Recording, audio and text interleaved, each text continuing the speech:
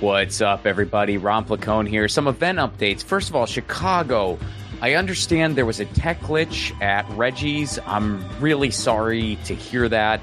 Everybody who wanted a refund should have already gotten one. If you didn't, please email me.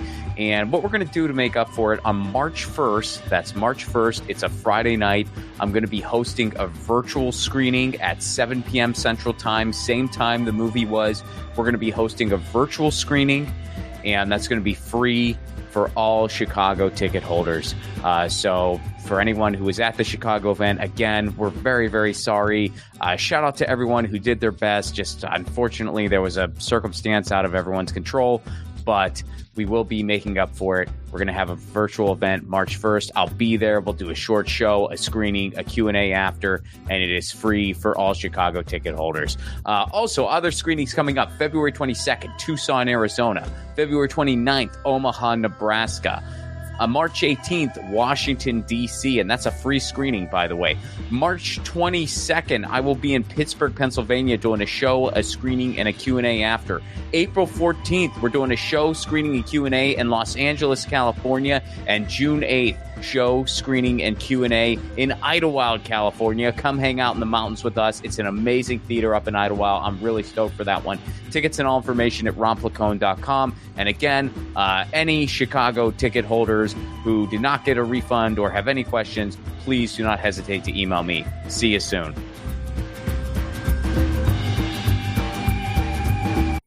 Episode 23. Russ Rankin. Russ Rankin is the singer of the legendary punk band Good Riddance. He's also a hockey scout and a writer. Russ and I have some big pillars in common: punk rock, hockey, and lefty politics. Russ is a member of the Green Party USA. It's worth mentioning, this episode was recorded in December of 2023. At the time, I was registered as no party preference.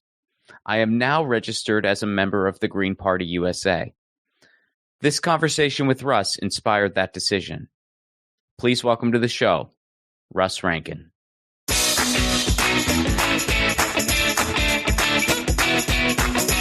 Russ Rankin, good to see you again, man. Good to see you, Ron. So, what got you into music? It's a good question. I think, my dad sang in a choir at church, and there was always music in my house. I think probably my first big deal was getting into Kiss when I was like in 4th grade. I went and bought my first record I bought with my own money was Kiss Alive. I just thought it was so cool. And then the fact that like neither parents nor teachers liked it made it even cooler for me. And I just thought that was Kiss was the coolest thing going. I used to get my mom had like a tennis racket, and I would pretend it was a guitar. I would pretend I was Ace Frehley, like air guitaring with a tennis racket. And I think that's probably the first music I really got into. Mm-hmm. Well, what happened post Kiss? What was next for you? Post Kiss, probably. Oh man, for a while after that, I was just like, I was a surfer. I listened to reggae and whatever's on the radio, and then like in 1983, I heard punk rock for the first time, and then that was it for me. Mm-hmm. I heard the Dead Kennedys and just dove into the deep end of punk rock and hardcore music, and kind of have been there ever since. So, well, sticking with that then, is there, because I recently saw you had an appearance on one of my favorite podcasts, the Krista Makes podcast. And I, as of the recording of this, have not gotten to listen to your episode yet, but I plan to soon. And they referenced the Darkest Days song, which kind of came a little later for Good Riddance. So I was curious, do you have a favorite Good Riddance era? Like, is there a particular era where you're like, this is when we were really in the pocket, or do they all kind of have their special moments? I think that our second album was a big deal for us because we came in to our first album and to be on Fat Records, and we really had no idea what we were doing. We were just a local band that was working our tails off, and discovering, like, going into the studio for the first time with an actual budget kind of, and a producer and a really good engineer, it laid bare like all of our shortcomings as a band. I could speak for myself, like going to render a line of singing and having like Ryan Green be like, "Hey, you were flat," and I had no idea what that meant or how to fix it or anything. And I was just like, realized I was in way over my head. But then like that, having a year go by and like touring a lot and concentrating on songwriting and like going in to do our second album, me as a songwriter, I felt much more confident, knew what to expect, kind of knew what we were doing a little bit more.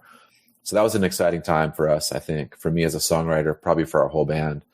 And then when we recorded Symptoms of a Leveling Spirit, which I think was in 2001, that was really cool too. It was another really grounded record. I felt confident writing the songs.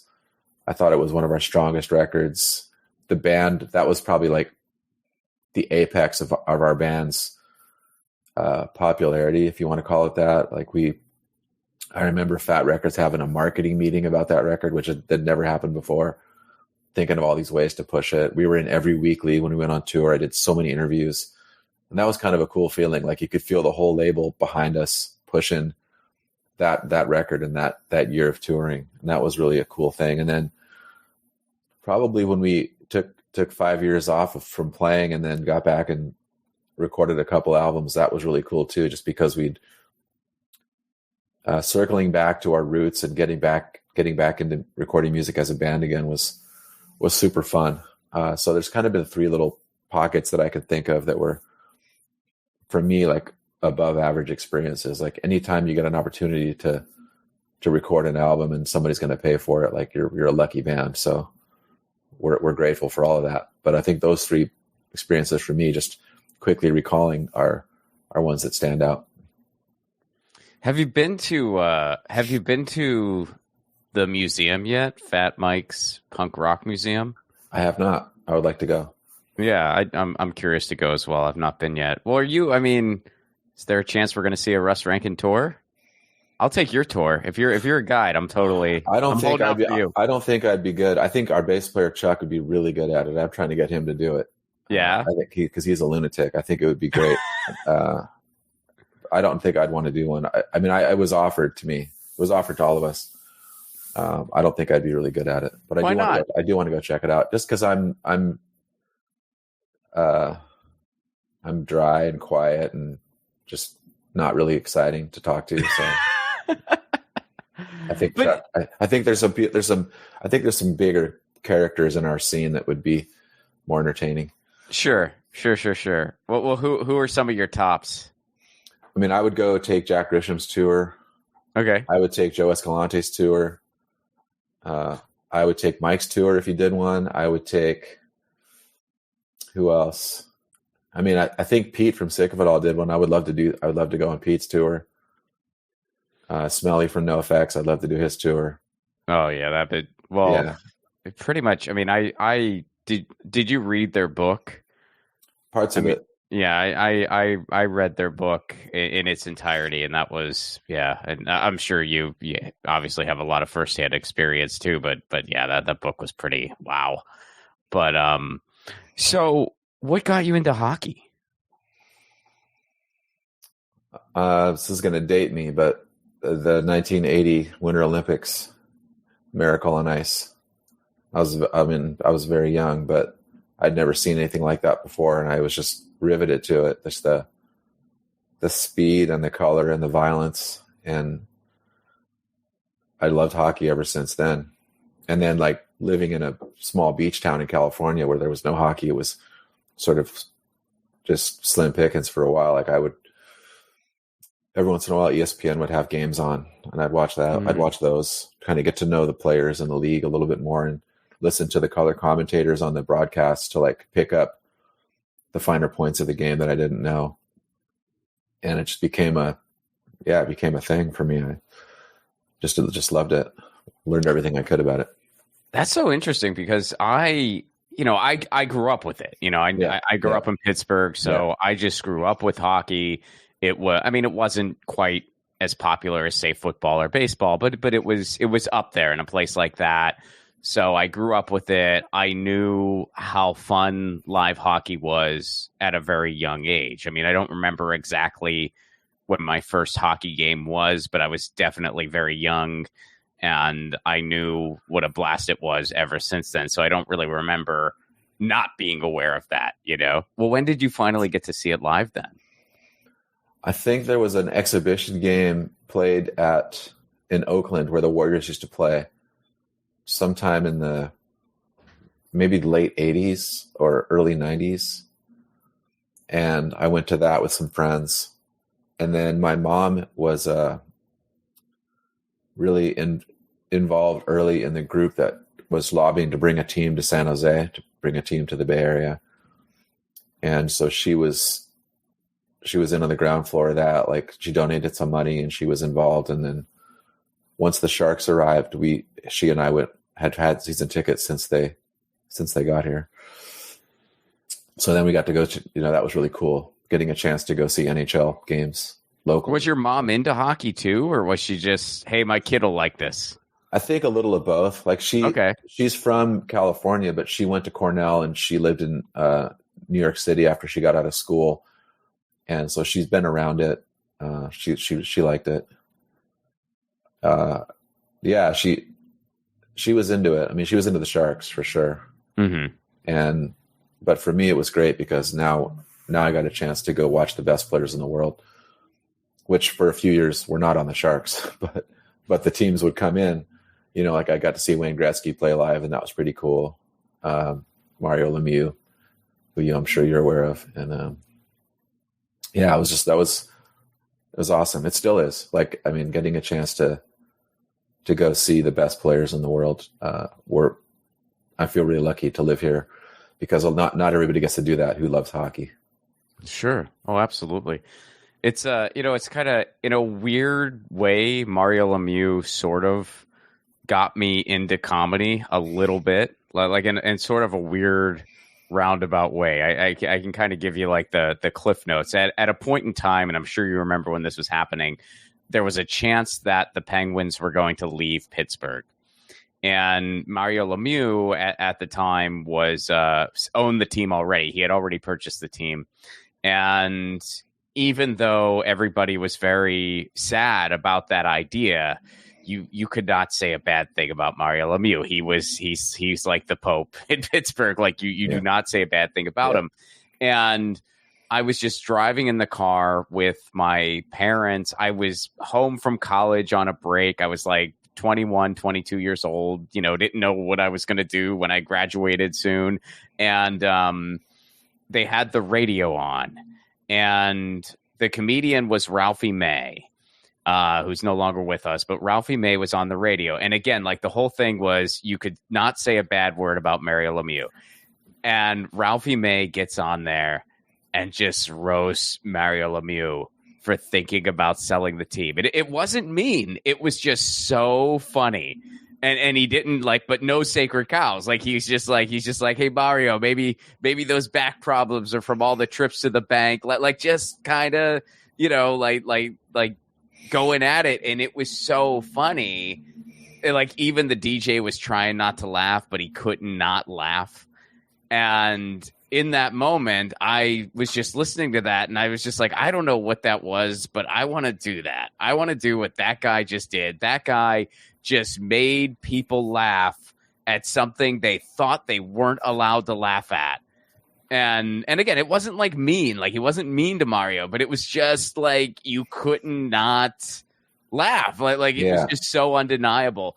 And I was like, I want to do that. I don't know what that guy just did, but I want to do that. I wasn't even into stand-up comedy at the time, nor did I know it was even a job that was possible. But I decided, that's awesome. Like, wow, yeah. And and then to kind of bring it a little more full circle too, years later, when I was a working comic, I lived in Nashville, where Ralphie May lived at the time. And a couple of my friends knew that story, and they're like, dude, you got to tell, Ralphie will love that freaking story. You got to tell him.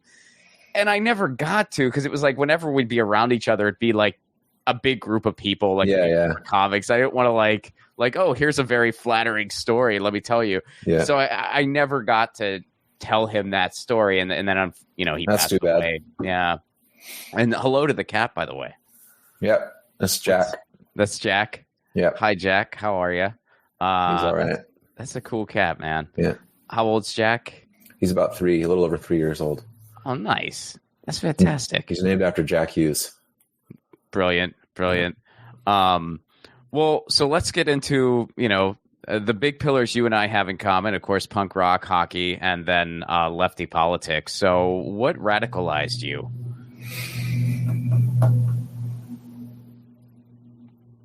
Started with the punk that I got into early was the Dead Kennedys, and that's very political. And I mean, punk rock's a mixed bag. It's a big tent, but I was always drawn to and attracted to the music that was political. Not so much like the sillier bands or like the crude humor bands. I was always drawn to like bands like the Dead Kennedys, and then a little bit later on, like Crass, Conflict, bands like that. Are you a Clash guy? Yeah.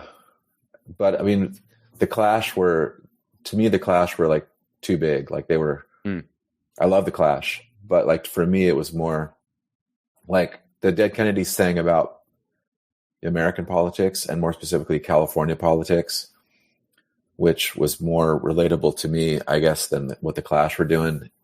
At least with, at that point in my life, being a little kid, like what my brain could comprehend. And my parents were both Carter Democrats, and so I can remember just some politics talked in my house, and it was always not as far left as I would have liked to have gone, but it was left. And and that was during, when I was really young, like when Nixon was president, and my parents just fucking hated him. And so that was early punk rock. And then later on, I got into bands in the early 90s. Like there's a label called Ebullition, a label called Vermiform, and I was into bands like Born Against and Econochrist, and really, really political. And then getting into like gender politics and things that just being a straight cis white guy like would have never crossed my mind otherwise. Kind of like making me re-examine how I looked at the world and radicalized me even more. And that's when I got into animal rights and stuff as well.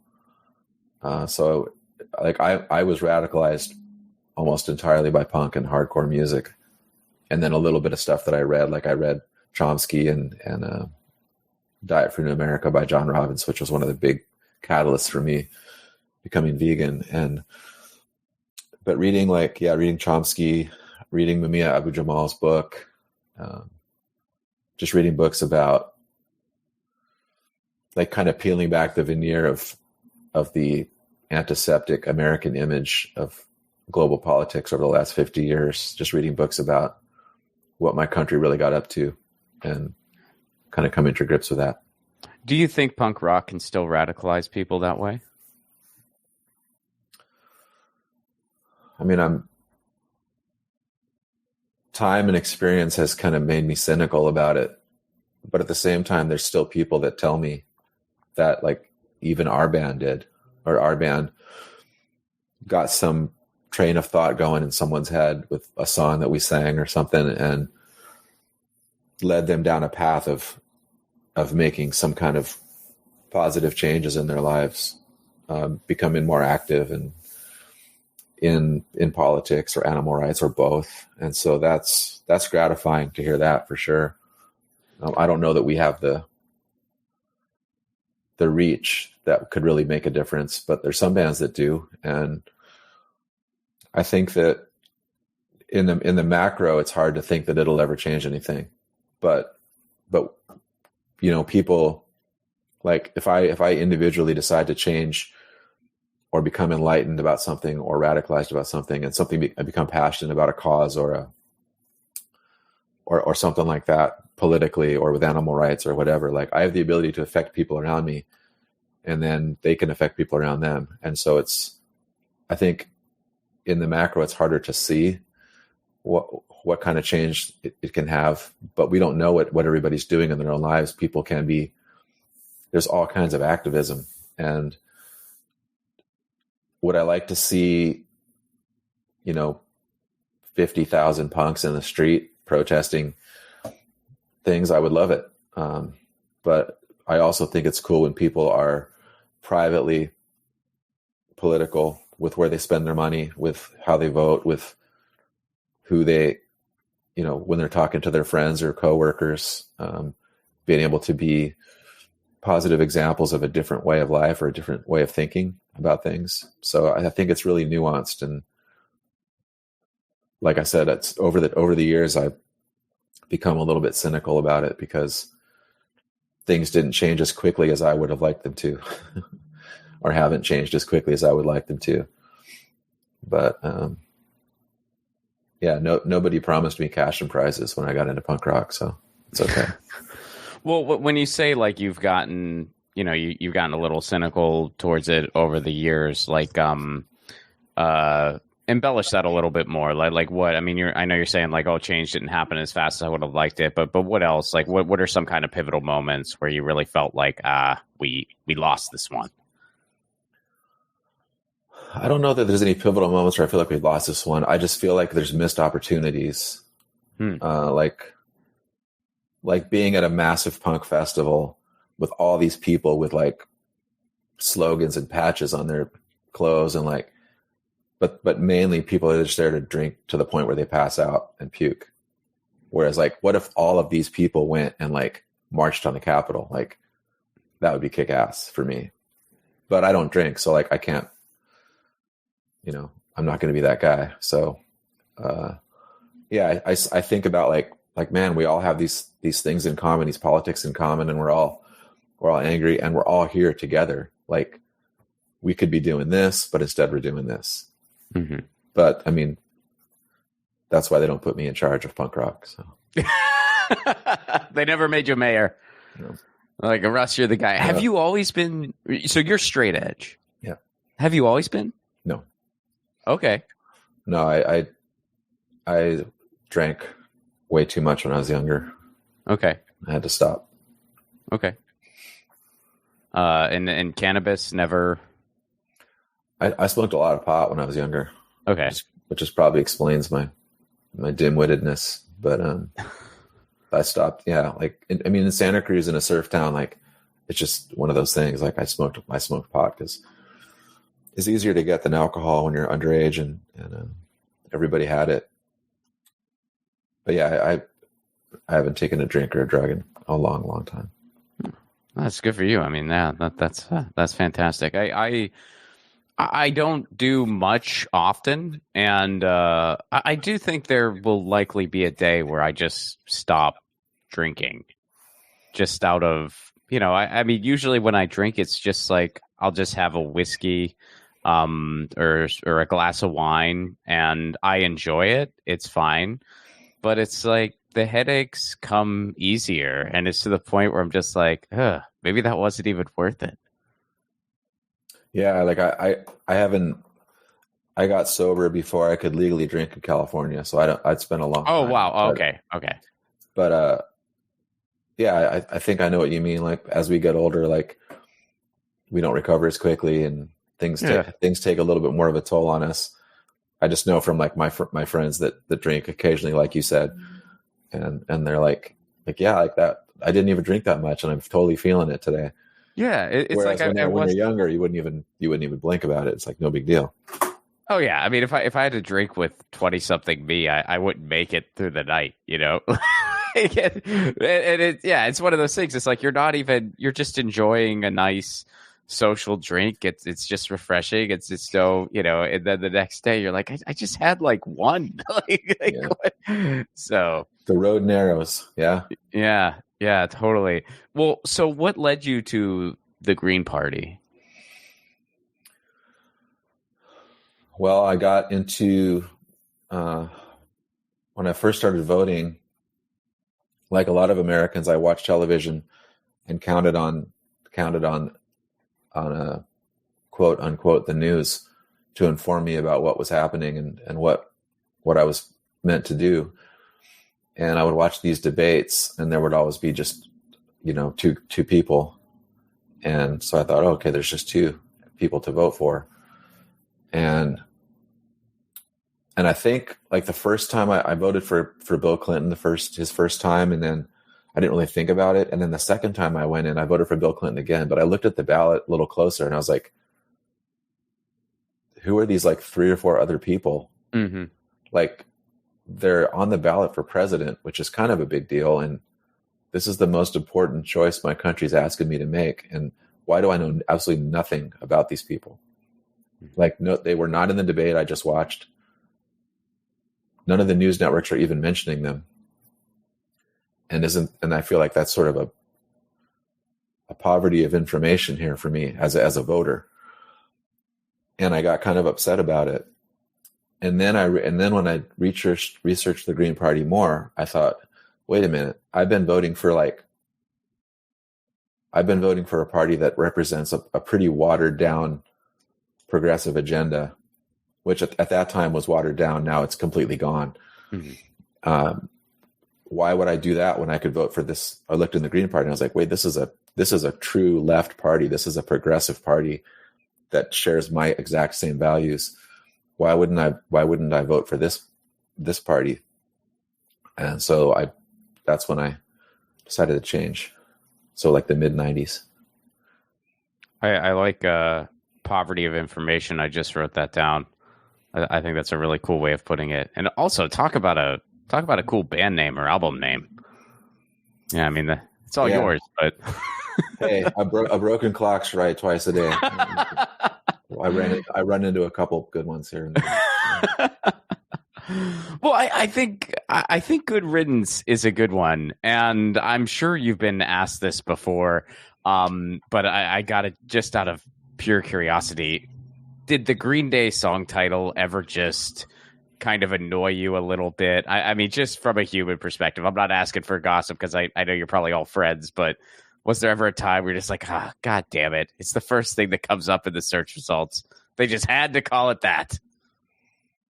Yeah, it's interesting. It's just how it goes, right? Like, but people that casually know that I play music would want to know the name of the band, and like, I'm going to look you up on YouTube. I'm like, well, just so you know, you're going to have to wade through about 16,000 12-year-old boys sitting on their bed with an acoustic guitar. Right. But once you get past those guys, like, you might see my band. Yeah.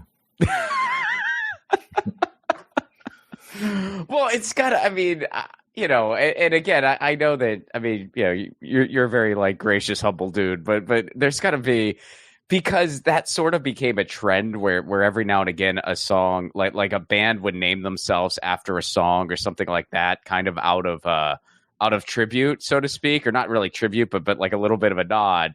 And, if anyone just discovered you guys and thought that was the case, well, clearly it's not, because you came first. Like, so I just wondered if you, any thoughts you wanted to share on that. No, I mean, it's just one of those things. Like, it's just, if people have said to me like, oh, like, you named your band after a Green Day song, I'm just like, yep. That's exactly right. Totally. I mean, why not? Who wouldn't? They're a massively popular band. They are. Did you ever talk to any of the guys about it? Like, did Billy ever mention it? Like, hey man, I don't No. That's fair. So let's get into some more Green Party stuff, because I'm curious your thoughts about, what's been going on as of recent. What's your take on the whole thing that happened with Cornel West?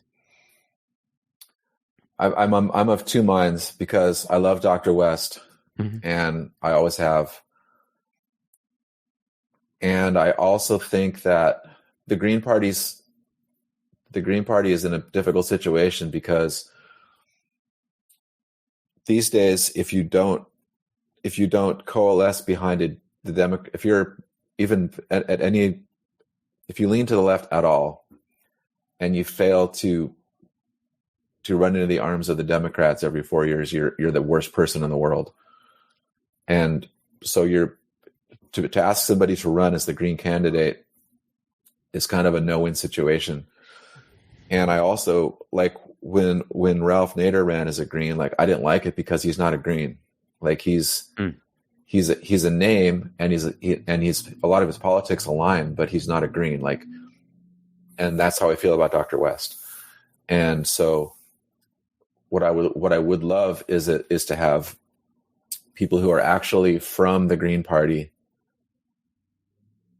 run the people like Jill Stein or people like David Cobb. And I also wish that the more progressive Democrats in Congress, for example, would leave the party and join the Green Party. Like, join the party that shares the politics that they're actually talking about, because the entrenched center of the Democratic Party will never, ever, ever let them do what they want to do. Mm-hmm. And so why not take your public cachet, your donors, your experience, and bring it to a party that is actually championing the progressive agenda that you're speaking about.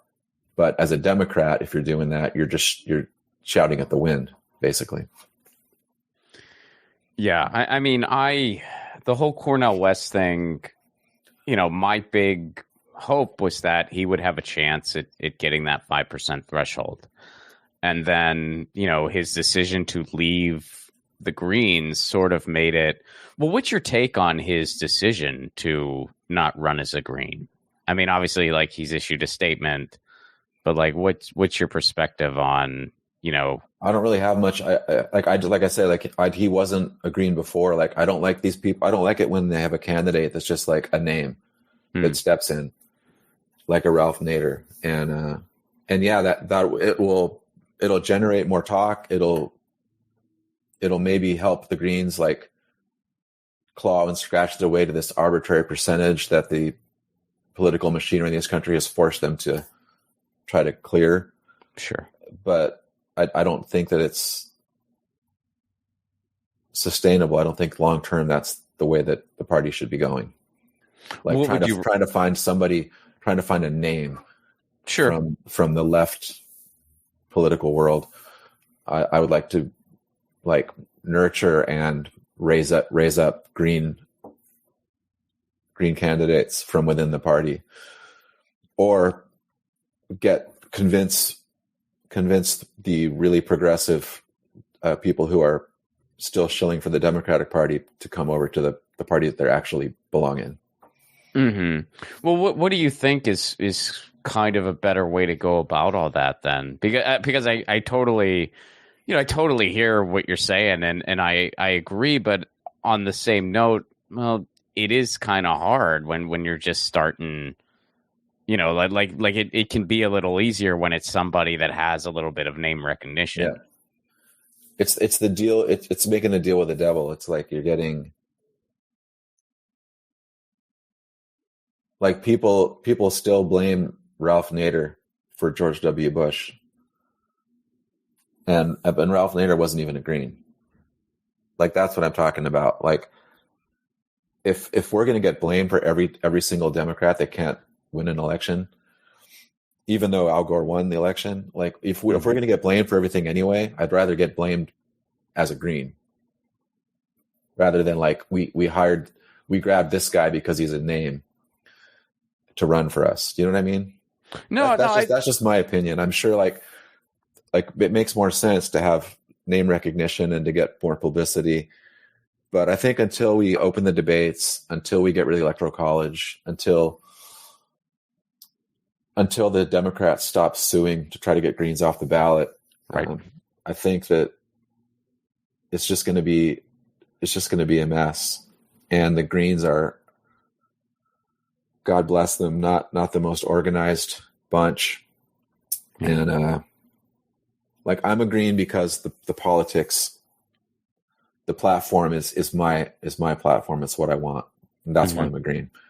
I'm not a Green because it's a well-oiled political machine, you know. But I'm not willing to vote for a pro-war centrist party that basically serves as Praetorian for the billionaire class. I'm not willing to do that anymore. Yeah, I hear you. And as far as, the Greens, I mean, there's plenty of criticisms to be thrown at the Greens.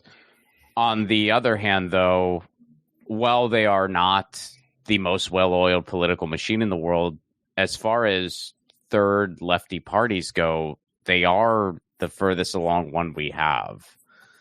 By a lot, actually. I mean, over 100 Greens hold office across the country at some level. So it's kind of like, I get that there's a lot of worthy criticisms, and you can probably speak to it even better than I can. But it's like, well, no one's further than them. And really, like, the system is set up in a way that third parties don't really have a chance. So yeah, like I'm not in business to criticize the Green Party. Like I'm a Green, registered Green. I have been for a long time, and I want to grow the party. Mm-hmm. But it is the way this country works, with the media and with the debates and with everything else. It's like trying to fight with one arm tied behind your back. And I would love to see a level playing field and to see a fair fight and to see how many people, if they knew the Green Party existed and what its platform was, would actually opt for that. But we're set up now to where almost everybody I know, people that I love and respect, who are much smarter than me, who are left of center, are all going to vote for Democrats no matter what, because they're terrified. And they've gotten that way because of the way that the electoral landscape is portrayed to them. And so every 4 years, there's going to be some like horrible, horrible person that we just have to block no matter what. Mm-hmm. And I get it. I understand. But when do we stop? When do the people who would consider themselves progressive, when do we stop and just face the music and be like, we can't keep doing this. We can't keep kicking the can 4 years down the road. Like, you guys told me 4 years ago that this was the most important election. Now you're telling me again it is? I've been hearing that for 25 years. Like, I know you're green. That's cool. But like this election, you have to do that. We have to vote Democrat. And it's like, but that's been how it's been for 25 years. Like when are we going to stop and realize that the Democratic Party has sold out the progressive Americans decades ago? And if you want to be a Democrat, be a Democrat. But if you're not, but you're voting that way, like, what are you doing? Because you can maybe block this Republican, or maybe in 4 years from now, we can block that Republican, but there's always going to be someone that you don't like. And I think that we need to stop and stand up for what we believe in, and not just settle and not just keep running into the arms of the Democratic Party. Because what's happened is now the Democratic Party doesn't even have to pretend to care about a progressive agenda, because they know that we're all so scared we'll vote for them anyway. Like, for me, this is just me, but like, hey, we're not Republicans is not a platform. But yet that's what the Democrats get to use every 4 years, and it works. That's all they have to do. They know that everyone's going to be terrified and run into their arms and vote for them, and they'll never have to address a single iota of a progressive agenda. And as a progressive American, that's not good enough for me. Yeah, well, and it's so frustrating. I mean, I always say, the Democrats wouldn't be able to be as ineffective as they are if it wasn't for Republicans, and the Republicans wouldn't be able to be as gruesome as they are if it wasn't for Democrats. It's like, but when you just have these two binary choices, and it's just like, well, what are you going to do? We're not that, and that is like extra repulsive, and we'll keep going. When you keep going lesser of two evils, the evils get worse and worse. like they keep getting worse and worse. Yeah. And it's troubling because like I said, like tons of people that I love and respect will vote Democrat. Me too. And then scream at me if the Democrats lose. Me too. So it's like you're screwed either way if you're a Green, because the right hates you just outright because you're because you're down for like transgender rights and environmental sustainability. Like they hate that. And then the left hates you because you help them win. You help the Republicans win, or that's what I've been told. Mm-hmm. I've been told that when I vote for a Green candidate, I'm voting for Trump. That's what I've been told. Somehow I don't think that's true, but that's what I've been told. Like I'm pretty sure I got it. I'm pretty sure I can read the thing, and I've checked the right box. I'm pretty sure, but I've been told that I in fact voted for Trump. It's just so those lazy tropes just get repeated so much that people just start to believe it. And what's also interesting to me is that even if, well, let me ask you this, because I'm not registered with any political party. I vote Green a lot, but let me ask you: has there ever been a situation where a Democratic candidate has ever come to your local Green party and said, "Can I talk to you?" Because it's always so interesting to me that they always say, "You got to shut up and vote Democrat." Okay, so if you need Green votes, have you ever thought to talk to the Greens? Have you ever thought to reach out to them instead of just, yelling when you don't win? I think that most people who would consider themselves Green, or if I asked them a series of questions and their answers would dictate that they would be slotted as a Green Party person, mm-hmm. Will vote Democrat out of fear every single time. Sure. And so the Democrats don't have to come to the Green Party. Mm. They'll get all the potential Green voters anyway, because people are terrified of insert name of bad Republican here. And I think that, and a part of it too is like, if we got rid of the Electoral College, which is ridiculous that it's still even here. Yeah. The Republicans would never win another election again, unless they moved towards the center. So when a Democratic candidate beats the Republican candidate by like 3 million votes, but doesn't get to be president, mm-hmm. I don't understand why that's my fault. I don't understand why that's the Green Party's fault. I think it's the Electoral College's fault.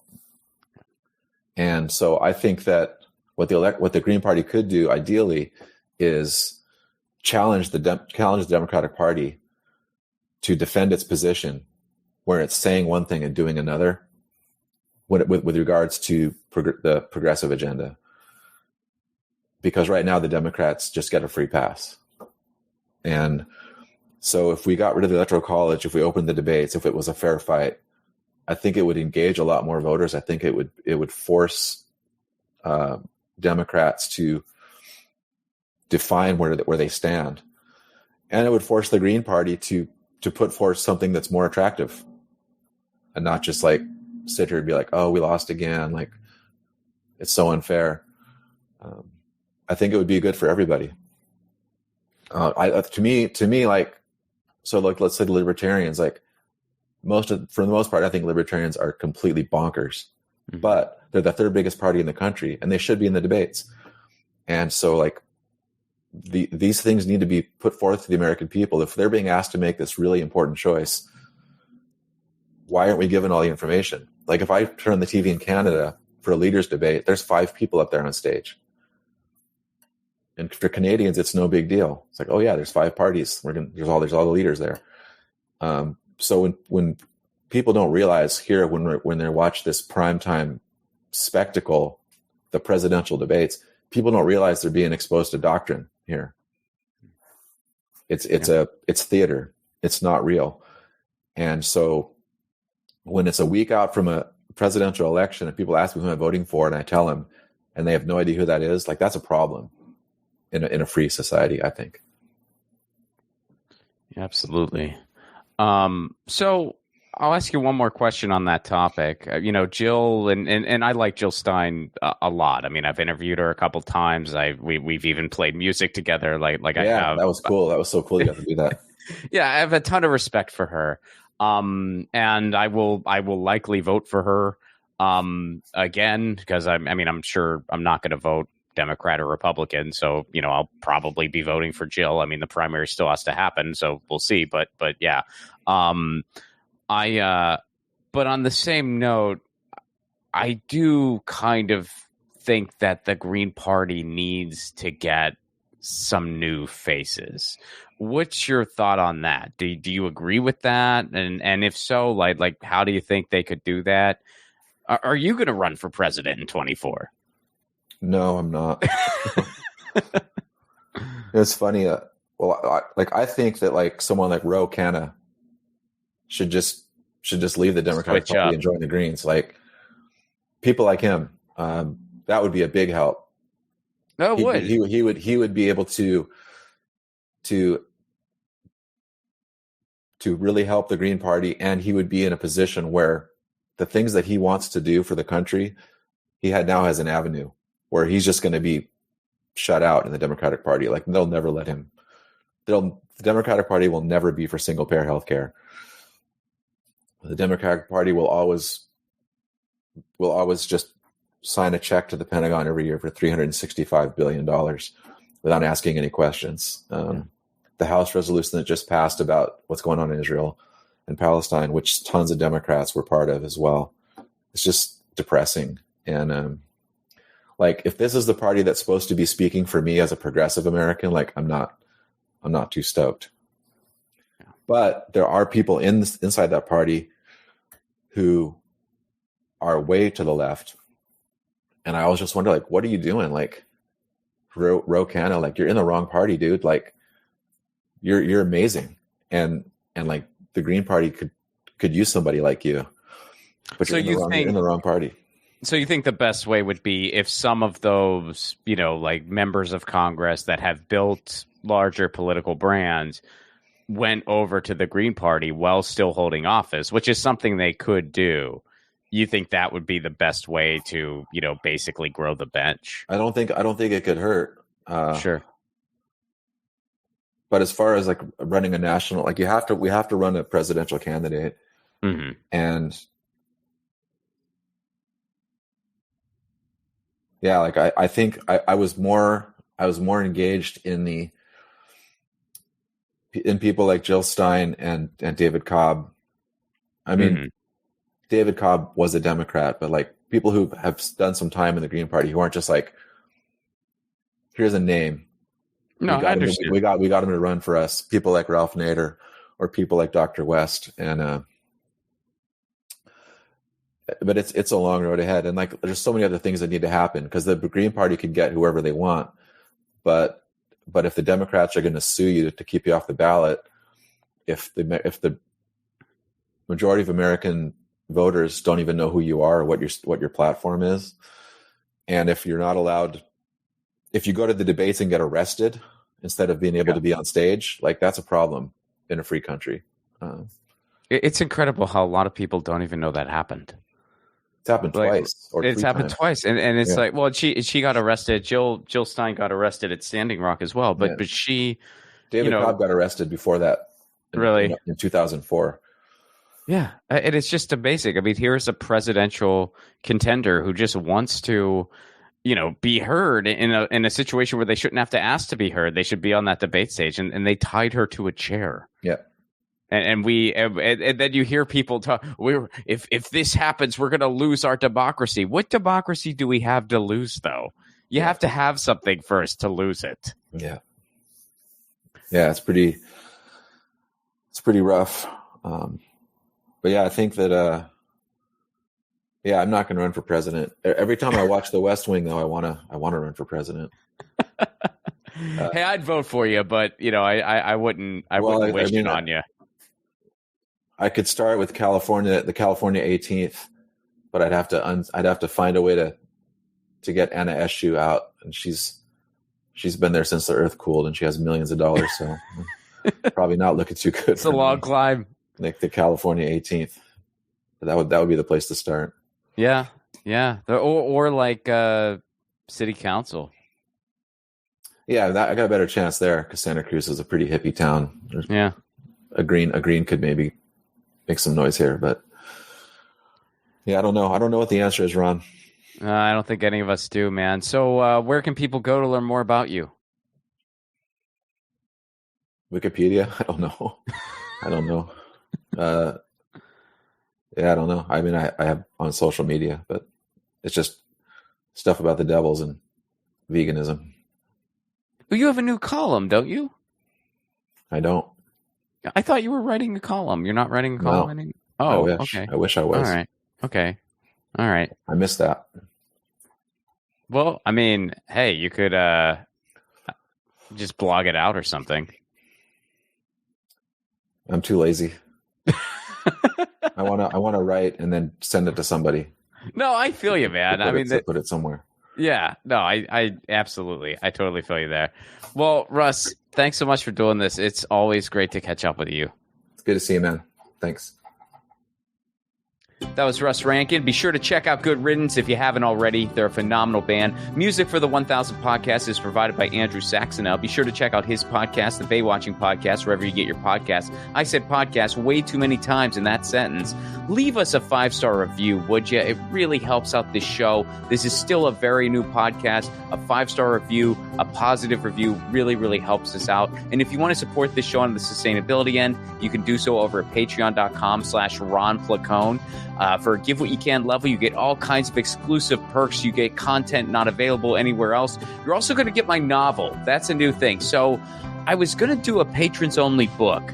That has since changed. It turns out I'm going to be doing a novel, and I'm going to be releasing that novel. I'm going to be releasing it everywhere, but patrons are going to be able to read it first, one post at a time. And again, that's all for a Give What You Can level. Plus, there's the bonus podcast between Andrew and myself. Really cool deal for a Give What You Can level. Even $1 a month goes a long way. All right, that was number 23, which just so happens to be my favorite number. Lucky number 23. Catch you next week.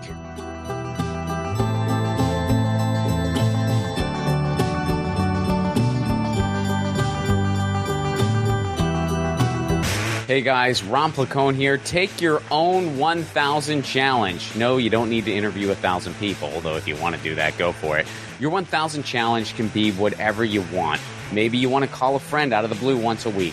Maybe you want to read a book every month. Maybe you want to start a different garden every season. I guess that might be dependent on where you live. Look, the point of the challenge is taking on an endeavor that enriches your life in some way, and it can be measured.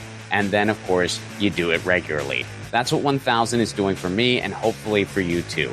The main reason for this podcast and every podcast I've ever done is to build community. So take your own challenge. Then join our Facebook group. It's called 1,000 What's Your Challenge? ? That's 1,000 What's Your Challenge ? And post about what your 1,000 challenge is and the progress you're making. All I ask is that people be encouraging of each other's challenges. This is personal and vulnerable, so be cool. There's enough negativity on social media. We don't need to add to it. For those of you who aren't on Facebook, hopefully in the future we'll be expanding to places like Discord, Reddit, but for now, we're starting on Facebook. And again, that Facebook group is called 1,000 What's Your Challenge? See you there.